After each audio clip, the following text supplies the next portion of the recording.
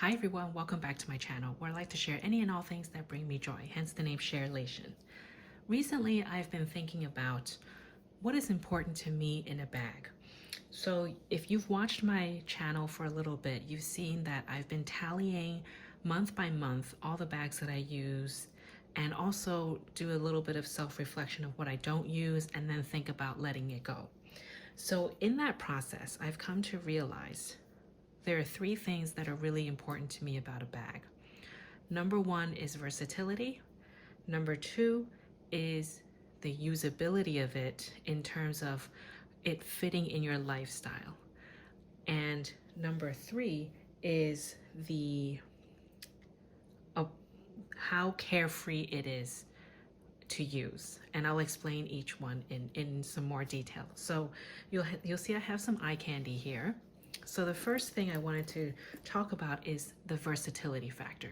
This is one of my number one concerns when I'm considering a bag. What do I mean by versatility? Now you see this is my Louis Vuitton Morel bag in this epi leather. And to me, versatility means I can use it several different ways. Now, one way you can use it is just as like a little shoulder bag, and you can see there's this shorter strap that can be detached from the bag, and you have the option to wear it as a longer shoulder bag if you shorten it a little bit further, because I'm not too tall, so I would probably put it at the shortest setting, or a crossbody bag. So to me, there are three ways to use this bag, and that's what I mean by versatility.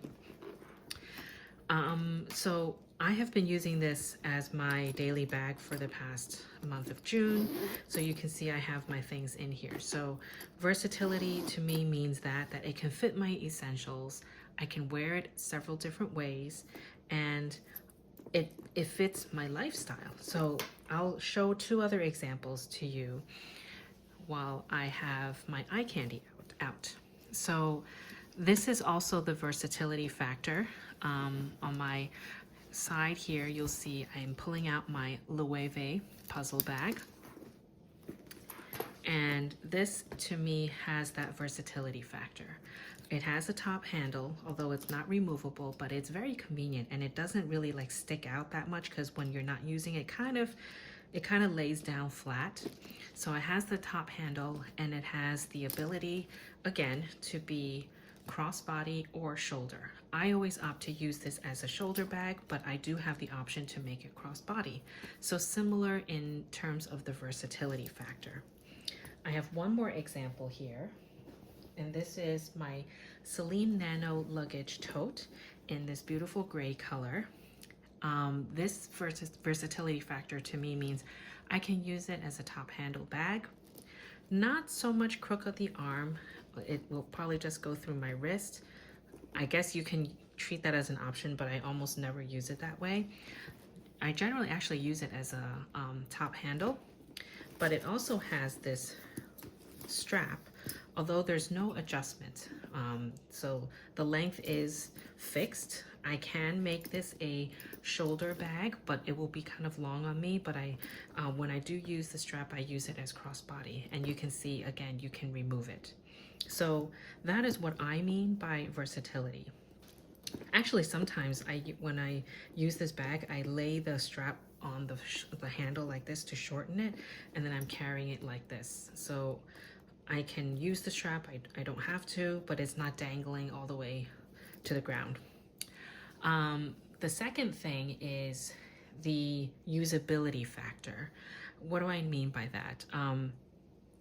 Of course, the versatility has to do with usability, but in terms of usability, I mean that I don't want to be afraid to use it. I want the bag to be usable. Like, I don't have to consider too much about the setting, the weather, although you do have to think about those things. Like if it's pouring out, I probably wouldn't bring these bags out, but I don't want to be afraid to use it because of the leather. For example, like epi leather here is very durable, and you see there's like basically no scratches to the bag. Before I was filming, I dropped the bag on the floor, And I remember when I had an epi leather piece, I had an old Louis Vuitton bag with epi leather, and it was virtually indestructible. And I really liked the leather so much that that's why I opted for this piece. This as well, I bought this secondhand off of a Rebag. So when I got it, there was some, discoloration, although I should try to clean this again, attempt to. But you can see the leather is quite durable. I don't have to be afraid that I would scratch it too easily. I'm sure if, something really were to happen, it can scratch depending on what it's being scratched up against. But in terms of the usability factor, I don't want to be too afraid to use it. Just grab it, use it as a daily bag. So these three to me are like kind of my daily bags. And you can see here the Loewe. So many people talk so much about the quality of the leather, and I do attest to that. You can see I have no scuffs, stains, or anything on this bag. I've had this for a few years now, and I have noticed right now it's stuffed with tissue paper, but when I take the tissue paper out, it does start to slouch a little bit because, I've been using it and it has a nice slouch factor, but it's because of, normal wear and tear. But you can see the leather is in really good condition. I don't have any issues with it, and I don't want to be afraid to use it like, oh, I'm going to scratch it, so I won't use it. That is one thing that happened to me when I had my Chanel Mini. I had a small mini flap, which was in a lambskin navy color. Now I know lambskin is a little more durable than people think, but to me that one, because it was new and I was so afraid to use it, so afraid to get it scratched up, and I sold it because of that. Although I kind of regret it now because of how much it's worth, but I digress. So here's a good example of what I mean about usability. So I have my Chanel classic flap here in, it's not the double flap, it's the single flap. It is quite usable in terms of the leather. You see it's caviar leather, so not really prone to scratches or anything like that. But the usability of it to me is quite high because the leather is quite durable.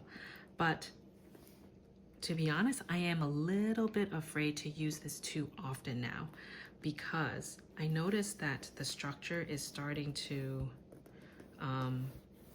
change, because this was purchased pre-loved as well from Fashionphile. I do have an organizer from Samorga here, but it doesn't really seem to be, really keeping the structure well itself. But I know they don't make this piece anymore. It's hard to get. The prices of these classic flaps are sky high. And because of that, I tend not to use it too much because I want to preserve her and preserve the condition. And you see this structure is a little bit changed here. Although I really shouldn't be afraid to use it because the bag is here for a reason. I have it in my collection to use, so I should enjoy it. In terms of the versatility, it's not too high for me because there's really only one way to wear it, and it's as a shoulder bag. No other way. I know people have purchased chains to like link on top to make it like a top handle bag, but I don't really want to do that because I'm afraid that it will kind of mess up the bag. And it's not really meant to be held like that anyway. I do have sort of top handle bags that I could use. So this is why I realize this is why I don't rotate this as much as I should. And of course, being a Chanel bag, it is more flashy and, eye-catching depending on where you go, where when you use it. So that makes this not appear in my rotation as frequent. But I do know that about it, and I'm accepting it because I really do like this piece and want to keep it in my collection, because if I let this go, it will be really hard to get it back at the price that I paid for it. The third thing is the fact that these bags have a common theme, right? So the third thing that I really consider when I'm looking into a bag is the durability. That's what I said. I think I said durability. So you can see I talked about the leathers. Like I do have a lambskin bag, my vintage Chanel kind of camera bag. It's kind of big. That one I'm actually not too afraid of using, but the fear factor of the leather sometimes does concern me, especially like I was talking about my Chanel mini, which I let go of. So that was my last thing, and I thought I would share this because it's just important to realize this about yourself, and how your bags kind of fit into your life. Actually, I think that was my third point. I blanked out for a moment. I think my third point is just the fact that you can use these bags in your lifestyle. And these are kind of my casual everyday bags. It's a little bit dressy, but not too dressy. It's casual enough to be used every day. Whereas I think something like my Chanel Classic Flap, it can be casual and used every day too. But to me, this is a tad bit more dressy. Like I wouldn't, just grab this and go to the supermarket, although you can, right? So it's just really like realizing something about yourself, your lifestyle, your preferences, before you take the plunge and spend too much money on something that you think you would like, you thought you would use, like your fantasy self. So I hope you found this helpful. I thought I would just share and let others learn about my experiences, my thought processes, in case it resonates with you. Any questions, leave a comment down below. I'd be happy to have a conversation with you. Stay happy and healthy. Bye.